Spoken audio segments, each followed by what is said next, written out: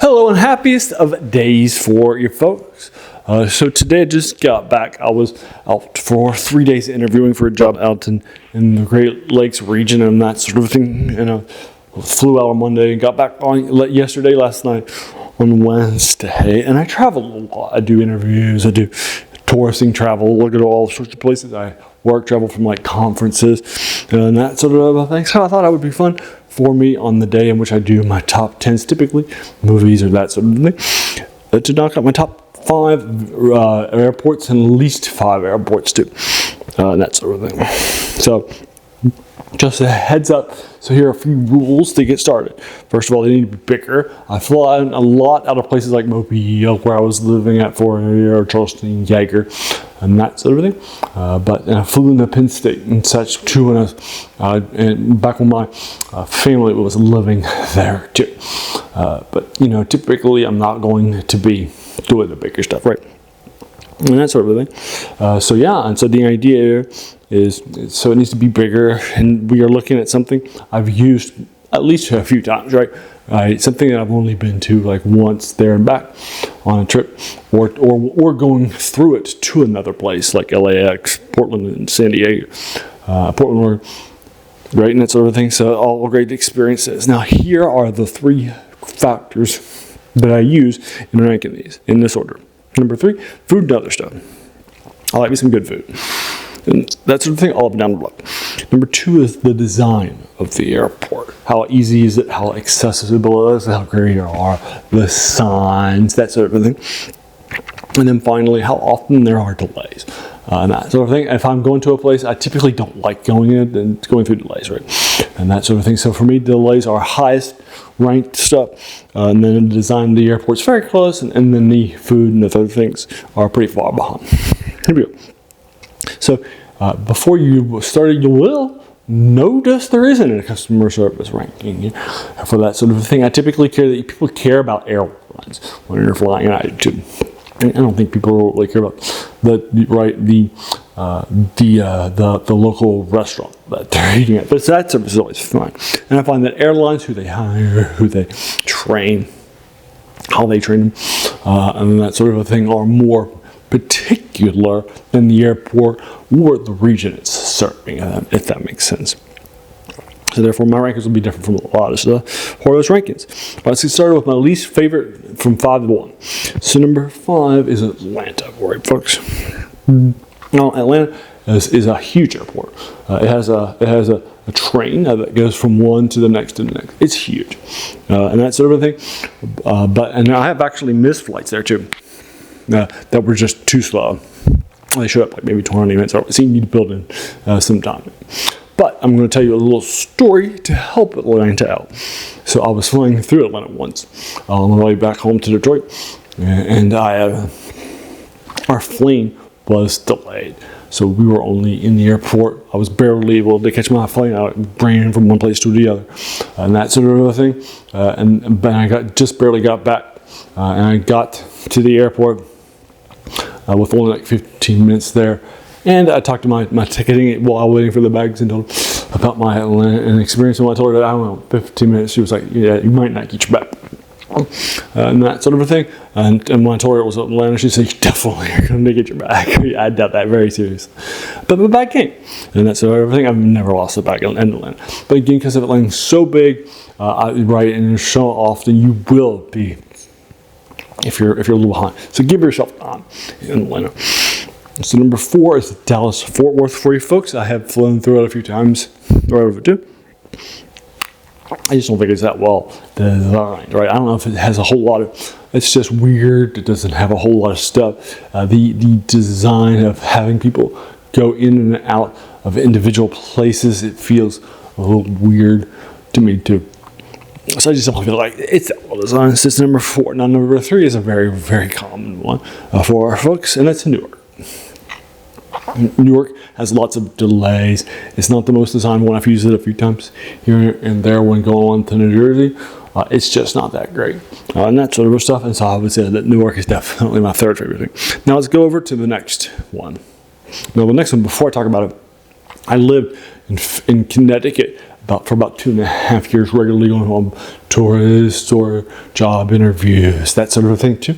And so when I would fly out, the one I started with was the one that was more recently built, and that's number 2 at JFK. But it just didn't have the sort of, so many delays, so much great stuff, and that sort of thing. So I started flying out of LaGuardia, no issues. It's not the best airport out there, but you get the idea. But JFK is my number 2. Now my number 1 is regularly, like when you put your lists into top 10s or top 5s, you ask for the top ranked airports. This next one is just so well, poorly designed, so huge. It's so hard to catch a flight from this place to another. And in fact, where even the gates are, that sort of thing, is horrible. And that's O'Hare in Chicago. And that sort of thing. Now, another one, Midway, has a lot of flights and delays and that sort of thing too. But it's because it's the smaller one, it's not too big. It hurts bridges. You get good customer service, right, and that sort of thing. And so a lot of people say Midway is worse than O'Hare because it has a huge number of delays. I am sorry, that is the wrong answer, but O'Hare's better than Midway. All right, now my top 5. Actually, there's going to be an armed mission to get started. So I was living in Philadelphia for a year, going back to grad school in King of Prussia and that sort of thing, getting a master's degree and such.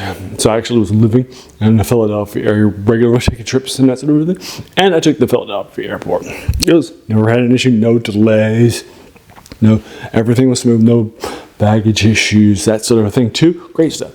But here's the what's hitting my honorable mention is at number 5, or my top 5 proper.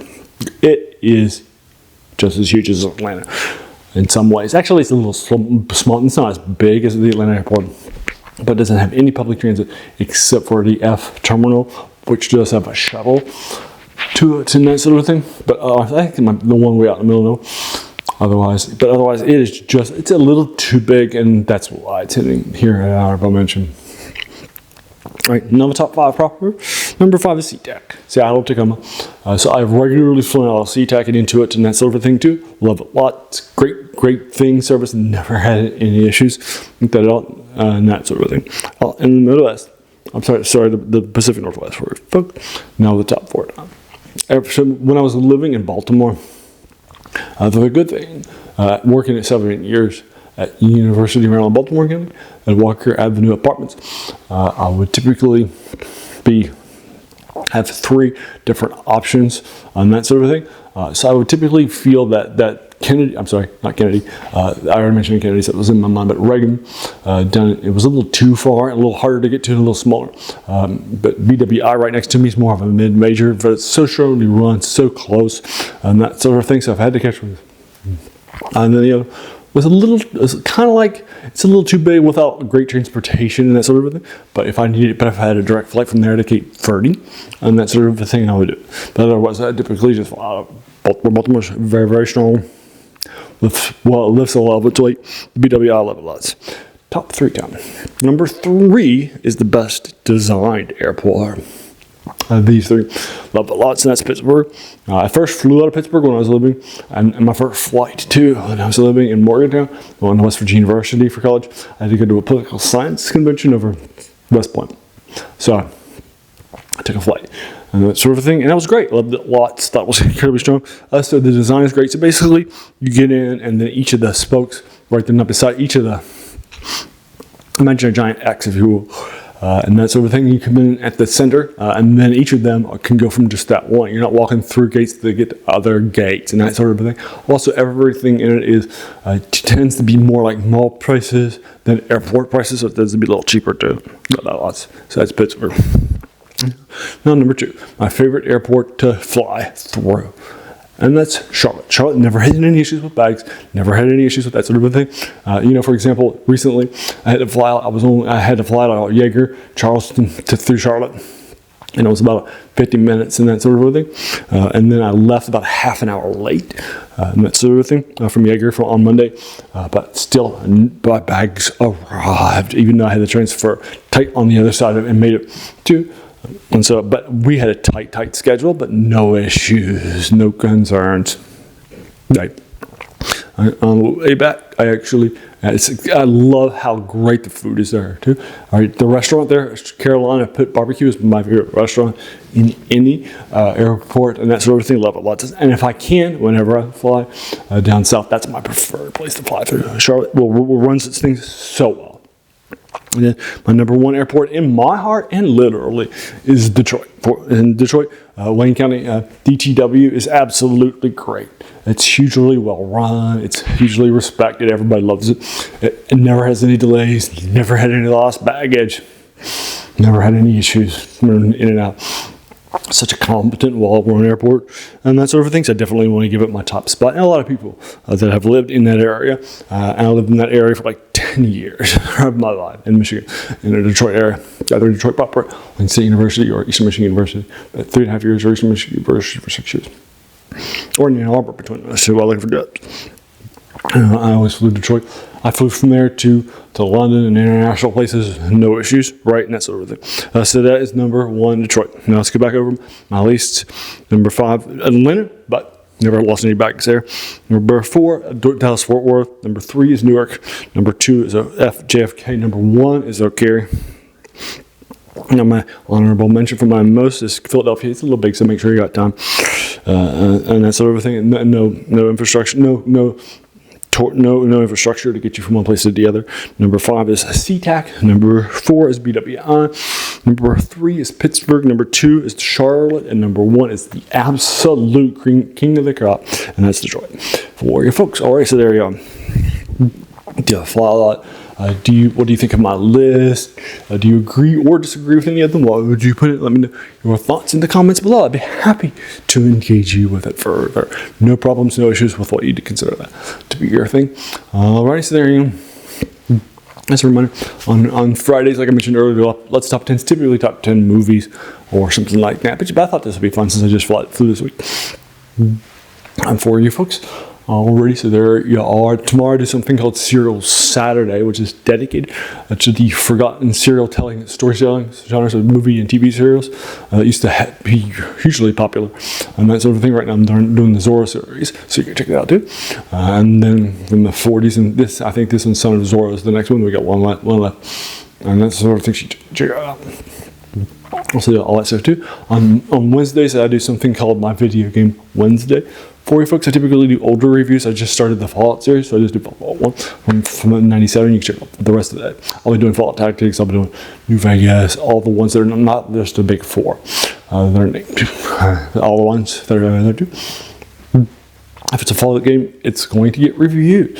Alright, and then after that, I also, on Monday, do something where I do reviews of older war games like Battletech, or some stuff like in Dungeons & Dragons. And right now I'm doing the UK modules in the first edition set in Greyhawk.